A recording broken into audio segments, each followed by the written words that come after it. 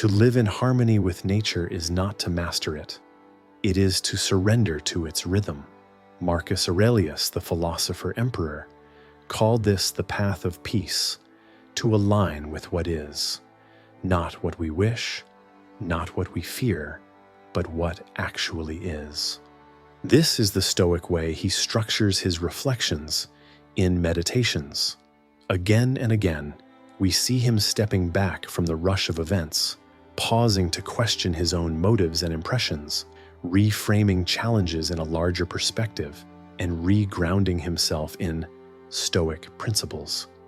What Marcus meant by nature.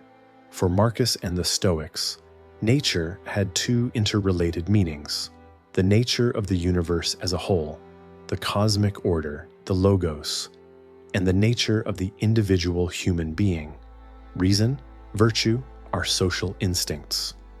On the cosmic scale, the Stoics believe that the universe is an orderly, rational place. It's governed by a universal reason, the logos, that permeates all things. As Marcus puts it, constantly regard the universe as one living being, having one substance and one soul. This idea of the universe as a unified, rational whole was central to Stoic physics and theology. The Stoics were pantheists. They believed that God and nature are one and the same. The divine logos that steers the cosmos is immanent in all things, guiding the course of events in accordance with its providential plan. And what is our place in this grand cosmic order?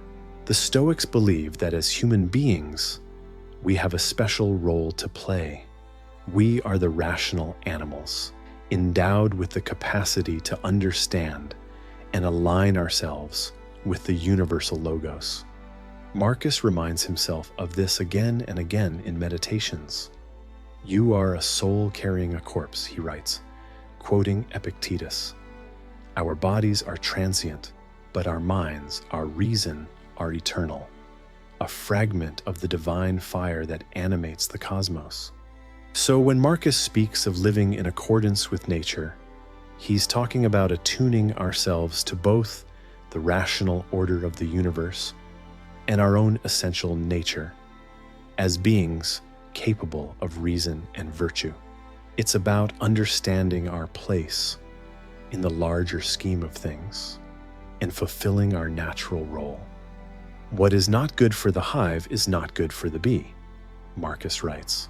He sees the individual as part of an interconnected whole, just as the bee plays its part in the ordered life of the hive. To live naturally is to perform our proper function, to do what we were made to do as rational social beings in a rational universe. Personal nature, doing what you were made for. So what exactly is the essential nature of the human being, according to the Stoics? What are we made for? The Stoics believed there are several key traits that define what it means to be human. First, we possess reason, the unique capacity for logic, understanding, and insight. It's what allows us to reflect, to question, and to make sense of the world. Second, we have a natural inclination toward virtue.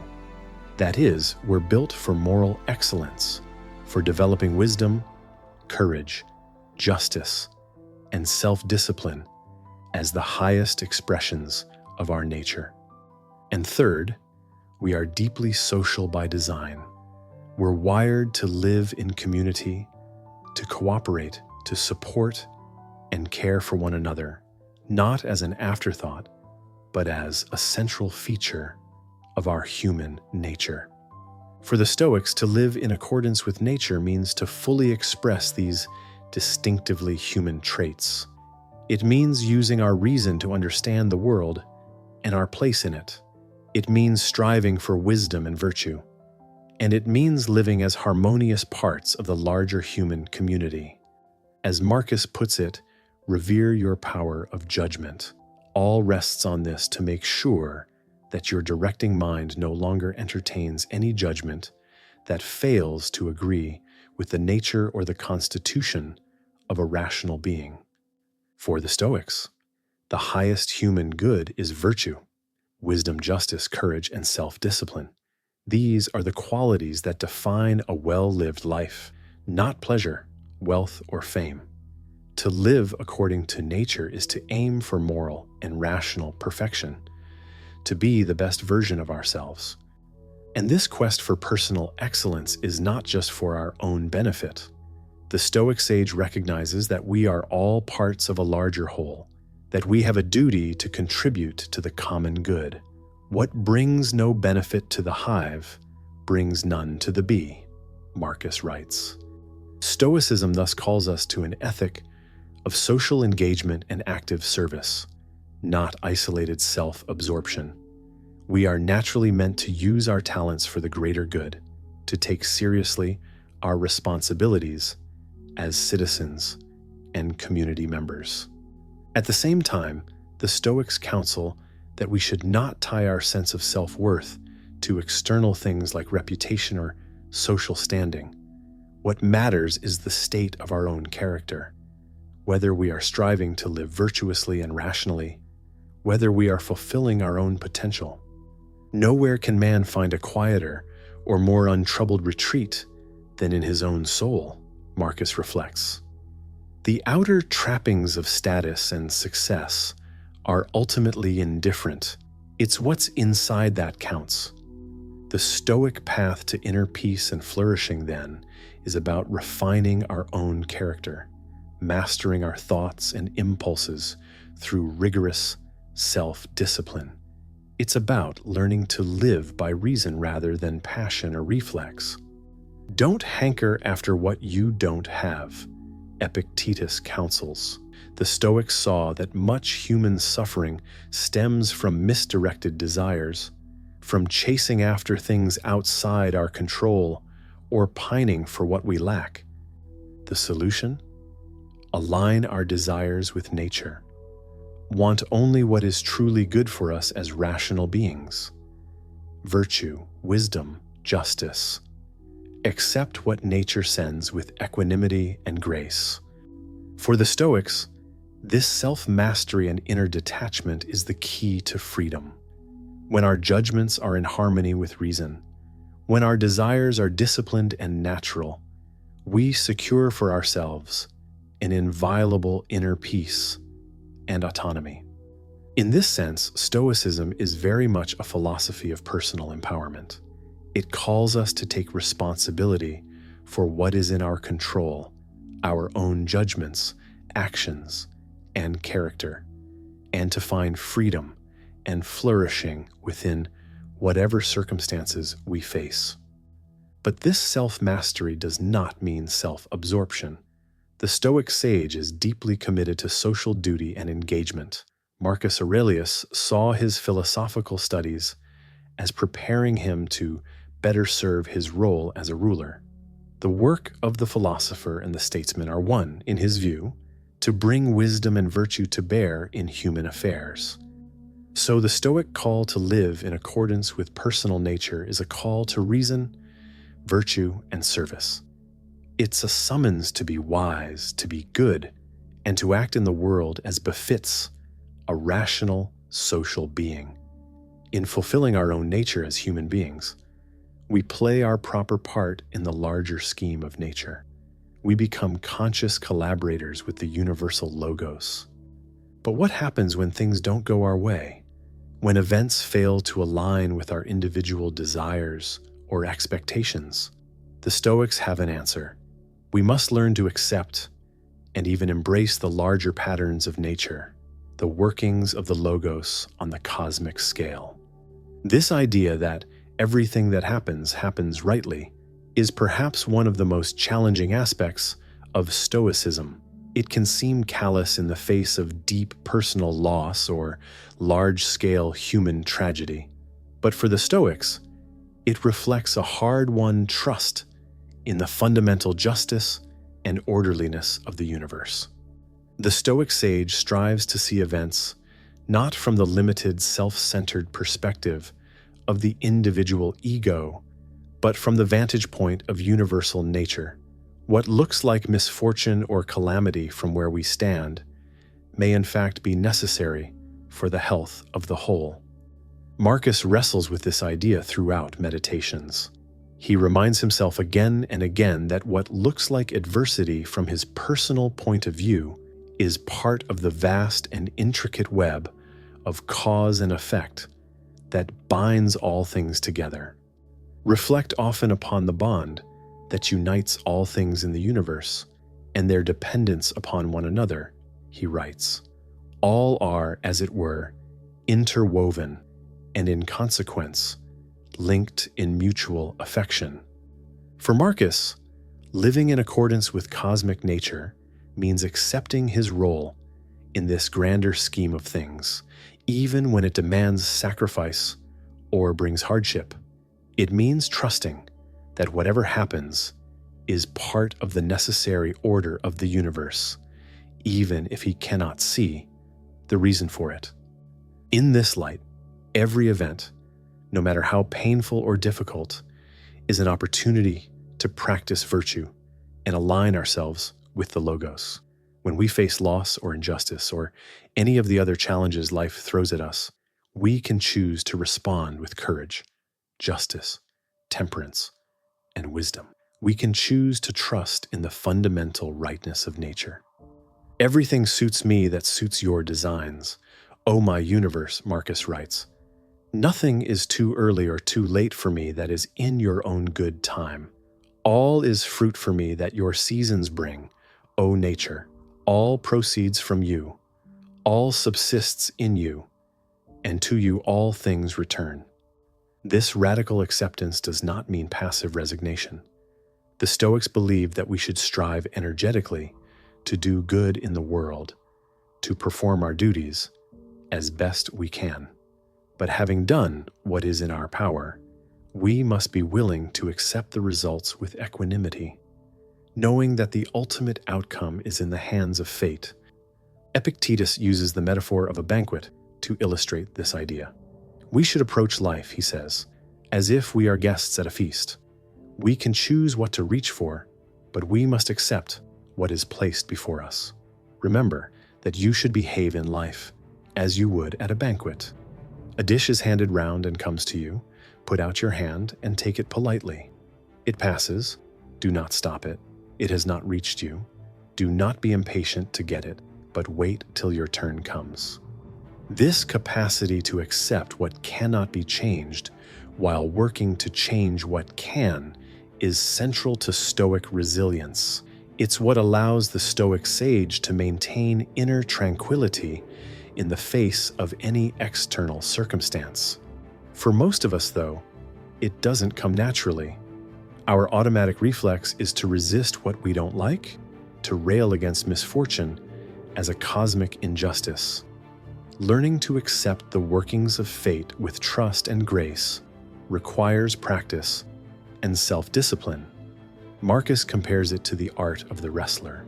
The art of living is more like the wrestler's art than the dancer's, in this respect, that it should stand ready and firm to meet onsets that are sudden and unexpected. We can't control what life throws at us, but we can control how we respond. And it's in that space between stimulus and response that we find our freedom and our power. We can choose to meet adversity with virtue, to find opportunity in every obstacle. That's what it means to live in harmony with cosmic nature. Not that we escape all pain and difficulty, but that we learn to accept it as part of the necessary order of things, to use it as fuel for our own moral and spiritual growth. It's a demanding practice, but one that Marcus and the Stoics saw as essential to the art of living well. Harmony, not control. This Stoic idea of accepting fate, of aligning ourselves with the Logos, is often misconstrued as a kind of grim fatalism or resignation. But as we've seen, it's better understood as a spiritual practice of attunement and harmonization. The Stoic sage doesn't seek to control the workings of fate, but rather to align herself with them.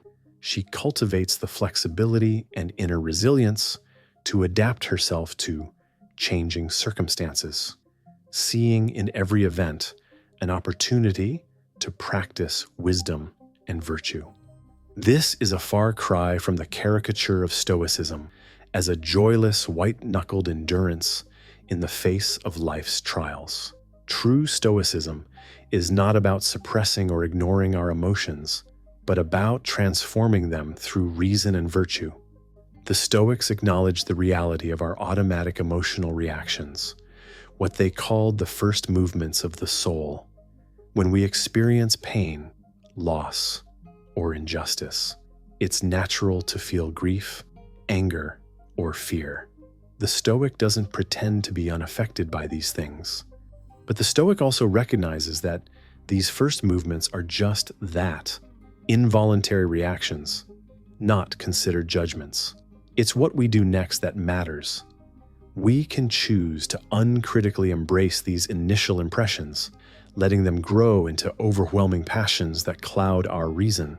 Or we can question them, reframe them, and ultimately transcend them by aligning our minds with truth and virtue. This is the real meaning of the famous Stoic maxim, live according to nature. It's not about grimly enduring whatever happens, but about learning to see events in their larger context and respond to them with wisdom, courage, justice, and self-discipline. It's about cultivating a kind of inner elasticity, a suppleness of mind that allows us to adapt gracefully to changing circumstances. The Stoic sage is like the flexible reed that bends with the wind and then springs back, not the rigid oak that resists and then breaks. Marcus uses this metaphor of the oak and the reed to illustrate the difference between resistance and resilience. Be like the promontory against which the waves continually break, he writes, but it stands firm and tames the fury of the water around it. The Stoic stands firm in virtue, grounded in reason, but is not rigid or inflexible. She is able to absorb life's blows without being overwhelmed by them, to bend without breaking. This inner suppleness comes from constantly remembering what is and isn't in our control. We can't control external events, but we can control our judgments and responses. We can choose to relinquish our attachment to particular outcomes and instead focus on the integrity of our own actions and choices. Epictetus puts it vividly. When you are invited to a banquet, take what is offered to you. Reach out your hand and take a portion with decency. Does it pass you by? Don't try to pull it back. It has not yet come. Don't let your desire run ahead of what is actually before you, but wait until it reaches you. The Stoic, in other words, doesn't strain for what is beyond reach or cling to what is passing away. She accepts what comes and makes the best use of it, then lets it go without regret when it's time to move on. This is the essence of living in harmony with nature, not a fatalistic acceptance of whatever happens, but a rational, purposeful alignment of our own will with the Logos. It's an active cooperation with fate, not a passive submission to it. And it leads, paradoxically, to a profound sense of inner freedom, even in the face of external constraints. When we relinquish our attachment to controlling outcomes, when we focus instead on what is truly ours, our own judgments, actions, and character, we discover a source of peace and autonomy that circumstances cannot touch. We find that we can be free even in chains, as Epictetus was. We can retain our inner sovereignty even in the most challenging circumstances. And that inner freedom empowers us to meet life's challenges with grace, courage, and creativity. That's the promise of Stoicism, not a life free from difficulty, but the inner freedom to thrive in spite of it. As Marcus puts it, the mind adapts and converts anything that stands in its way to its own purposes, and a hindrance to its action becomes an aid, and an obstacle on the road becomes a way forward. So how do we cultivate this inner harmony with nature this alignment with the Logos. For the Stoics, it requires constant practice and self-discipline. We have to train ourselves to see the world clearly, to strip away the distortions of ego and emotion, and align our minds with truth and reason.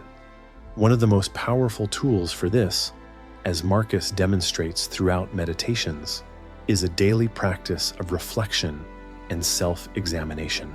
By taking time each day to pause and look within, we can catch ourselves when we start to stray from the path of wisdom and virtue. Marcus models this beautifully in the way he structures his reflections. Meditations is essentially a recording of his daily spiritual exercises, his effort to align his mind with nature and reason amidst the pressures of his life as emperor. Again and again, we see him stepping back from the rush of events, pausing to question his own motives and impressions, reframing challenges in a larger perspective, and regrounding himself in Stoic principles. Wipe out your imagination, turn your desire to stone, quench your appetites, keep your mind centered on itself, he writes. This is the heart of Stoic practice, bringing our wayward thoughts and impulses back into alignment with reason and nature. And for Marcus, as for the other Stoics, a key part of this practice is remembering our place in the larger whole, zooming out to a cosmic perspective. By contemplating the vastness of time and space, we train ourselves to see our personal concerns in a wider context. Our problems shrink to their proper size. Our individual egos are humbled and chastened. Look at the immensity of time behind you, and to the time which is before you, another boundless space. In this infinity, then what is the difference between the infant of 3 months old and the oldest man? Marcus writes, always reflect then that soon you will be no one and nowhere, nor will anything which you now behold exist, nor any of those who are now living. For all things are formed by nature to change and be turned and to perish, in order that other things in continuous succession may exist. It's a bracing thought, but one that Marcus finds liberating. By reminding himself of the impermanence and transience of all things, he loosens his grip on earthly attachments and reorients himself toward what lasts: virtue, wisdom, the Logos. The Stoics also advocated getting out into wild nature as a way of aligning ourselves with the cosmos. They saw the natural world as a visible expression of the Logos, a reminder of the rational order that pervades all things. Seneca writes movingly of the spiritual refreshment he finds in nature. If ever you have come upon a dense wood of ancient trees that have grown to an unusual height, shutting out all sight of the sky with one thick screen of branches upon another, the loftiness of the forest, the seclusion of the spot, your sense of wonderment at finding so deep and unbroken a gloom out of doors will then convince you of the presence of a deity. For the Stoics, immersing ourselves in nature is a way of immersing ourselves in the Logos, of attuning our minds to the rational order of the cosmos. It's a way of remembering our place, of experiencing both our smallness within the vast web of life and our spiritual kinship with all living things. Marcus, too, despite his duties in the imperial palace, made time for walks in nature, using them as opportunities to refocus his mind and renew his sense of purpose. The earth delights in the rain, he writes, and the majestic sky delights in giving moisture to the earth, and the universe delights in creating the things that are to be. I say therefore to the universe, I share your delight. In moments like these, Marcus experiences a profound sense of attunement, a feeling of deep belonging and participation in the unfolding of the Logos. This, for the Stoics, is what it means to live in accordance with nature, to align our own will and disposition with the serene will of the cosmos. Adapt yourself to the environment in which your lot has been cast, Epictetus counsels, and show true love to the fellow mortals with whom destiny has surrounded you. It's a simple maxim, but one that encapsulates the essence of the Stoic way of life. By practicing self-discipline, reflection, and attunement to nature, we train ourselves to accept our role within the larger whole. We learn to work with fate, not against it. And in doing so, we find a deep sense of belonging and purpose that transcends our individual concerns. As Marcus puts it, all things are interwoven with one another. A sacred bond unites them. There is scarcely one thing that is isolated from another. Everything is coordinated. Everything works together in giving form to the one universe. The world order is a unity made up of multiplicity. God is one, pervading all things. All being is one. All law is one, namely, the common reason which all thinking persons possess. And all truth is one, if, as we believe, there can be but one path to perfection for the like beings who share the same rational nature. To live in accordance with nature, then, is to live in conscious alignment with this universal reason, this sacred bond that unites all things. It's to fulfill our destiny as rational, moral beings by harmonizing our minds with the Logos, the divine fire that animates the cosmos. This, as we've seen, is no easy task.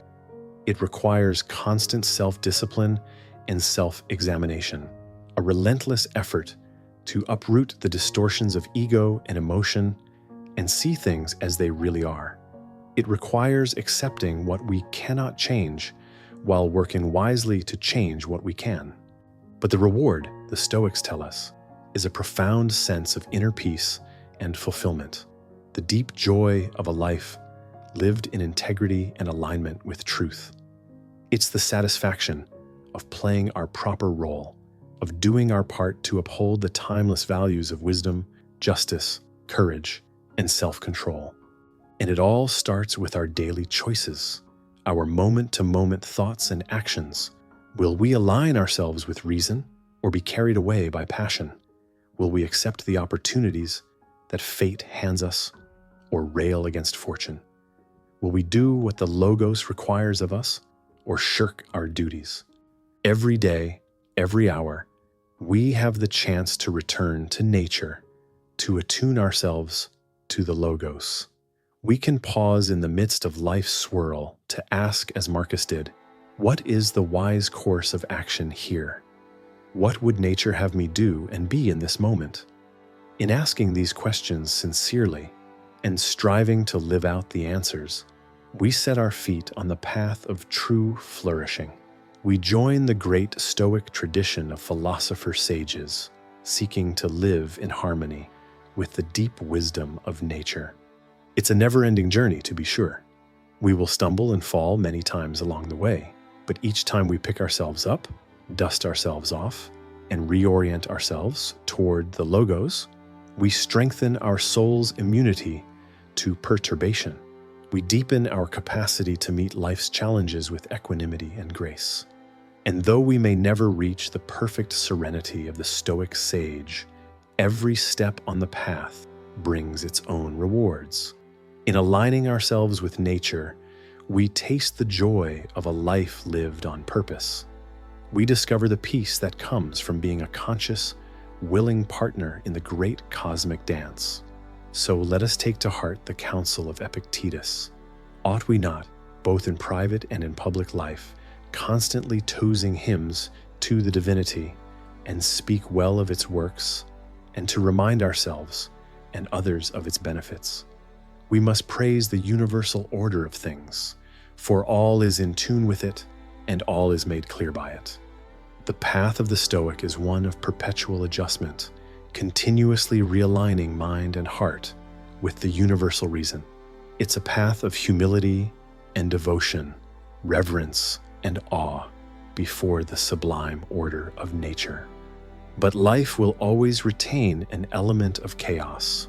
of fortune's unexpected swerves.